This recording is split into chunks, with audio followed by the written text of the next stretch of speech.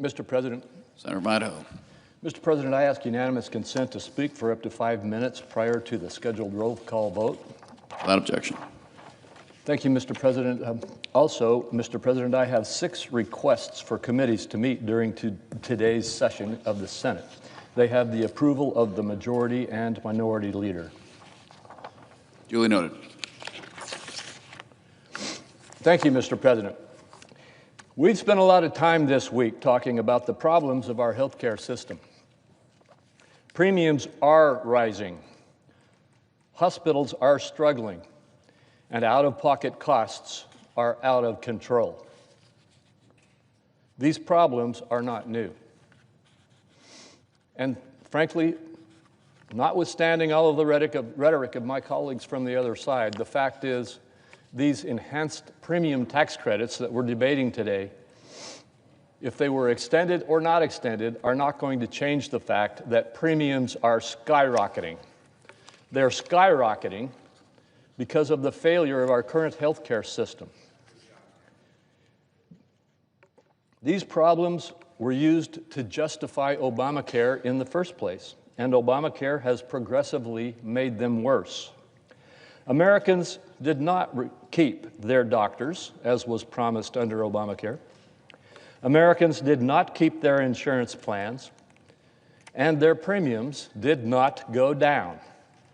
In fact, Obamacare premiums have risen at roughly double the rate of employer-provided health care plans since their inception. Our Democrat colleagues have only had one response to these skyrocketing premiums: more spending, which they claim is going to stop premium increases. In fact, facilitates greater premium increases. Without ever winning a single Republican vote, they created the Obama premium tax credits, expanded them to all Americans, to Americans of all income levels, and then extended that expansion. These credits did not reduce costs and did not reduce premiums. All they did was shift the cost to taxpayers and help insurance companies to continue to hike premiums higher and higher. Democrats know that Obamacare has failed. They themselves have said so on this floor. But with a deadline quickly approaching again, a deadline that was set by my own Democrat colleagues, they say we have no choice but to extend this failed policy one more time on these premium tax credits. This is a policy they could not even make permanent when they controlled the presidency, the Senate, and the House. Even so, their only offer is more spending. They call their plan a clean extension, a 3-year extension of this program with no reforms, costing hardworking families $83 billion, with tens of billions of dollars going to insurance companies and fraudsters, is anything but clean. Twice on this floor this week, Republicans have offered the Democrats a unanimous consent to have a temporary extension of these premium tax credits with needed reforms to address waste and fraud and abuse that is rampant. And twice this week, that's been rejected. The Government Accountability Office recently uncovered how embarrassingly easy it is to game this Obamacare subsidy system, with the Wall Street Journal calling it a mecca for fraud. Even the Washington Post recognized that Obamacare subsidies make it too easy to scam the system. Fortunately, we have another option. Instead of the minority leader's $83 billion extension, which would do absolutely nothing to reduce fraud and would keep driving premiums higher, Senator Cassidy and I have offered a fiscally responsible proposal that will reduce premiums, save taxpayers money, and give Americans control over their health care. Our bill provides pre-funded, patient-driven health savings accounts for Americans enrolled in qualified Obamacare Bronze and catastrophic plans. Importantly, low-income Americans will still receive subsidies for those Obamacare plans through the permanent portion of the premium tax credit system.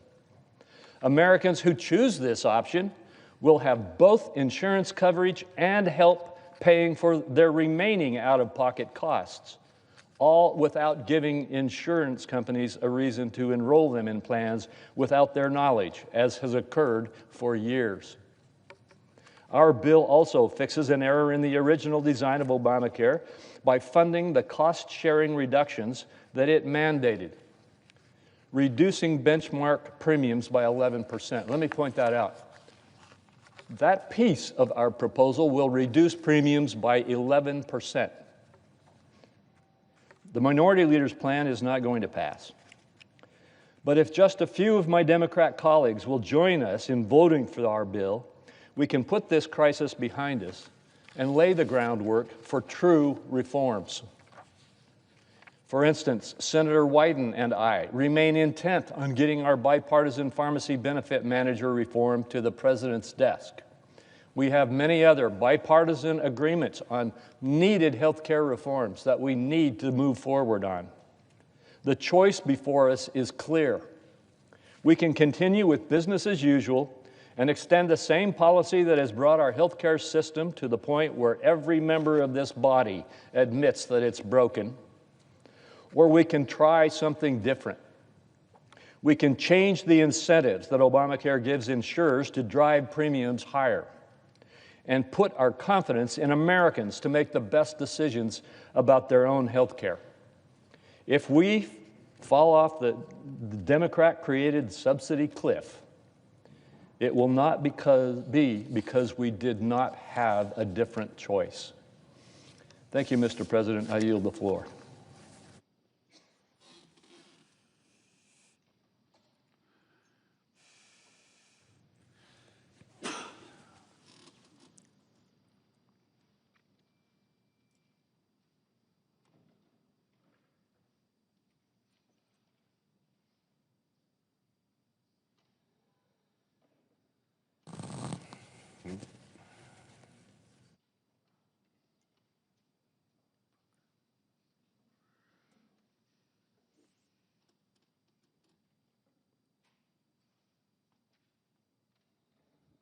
President.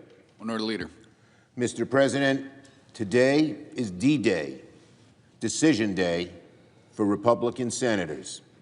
Will Republicans side with the American people and avert the disastrous impending health care crisis, or will they abandon American families as premiums shoot through the roof come January 1st? In a few moments, the Senate will vote on two bills, the Republican bill and Democrats' clean, simple extension of the ACA tax credits. I say to my Republican colleagues, our bill is the last train to leave the station. It is the only realistic option before the Senate today that solves the health care crisis. If Republicans don't climb aboard, there won't be another chance to act before premiums skyrocket next year. Now, Republicans have dithered long enough. Democrats are fighting to lower costs for the American people, while Republicans are fighting among themselves. And let me say this about the Republican bill. The Republican bill is not true health care reform. It is not a health care plan whatsoever. It is junk insurance. The Republican bill is simply junk insurance. For a while, it actually looked like the Republicans wouldn't put up a bill at all. But after that became too embarrassing an option for them, they used Scotch tape and glue to come up with this ridiculous proposal that can't be taken seriously. The Republican plan does nothing to extend the tax credits for even a day.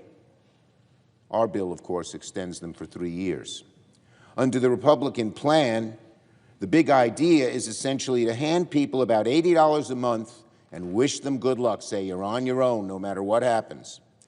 And to even qualify for that check, Americans would be forced onto bare-bone bronze plans with sky-high deductibles, $7,000 or $10,000 for an individual and tens of thousands for a couple. So the deductibles are so high that even that is not paid for by the $80 a month. And then Americans are stuck and have nothing, nothing, nothing. The Republican plan is a when you get sick, you go broke plan, plain and simple.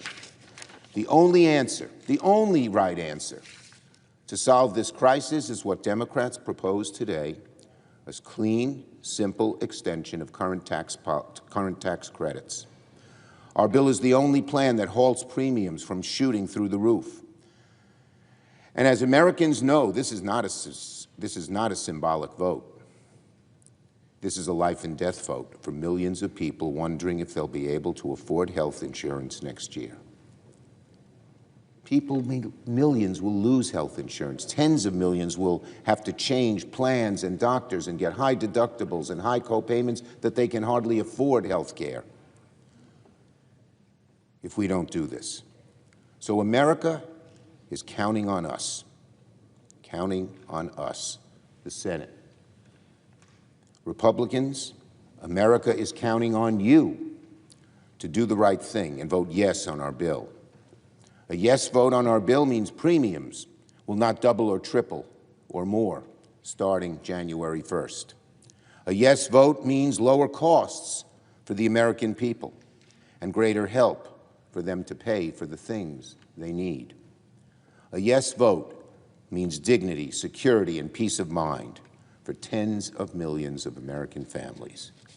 It means our healthcare system averts a disaster. There is only one right thing to do, and that's for Republicans to vote yes on our bill. The American people will not forget which way senators vote today. I yield the floor.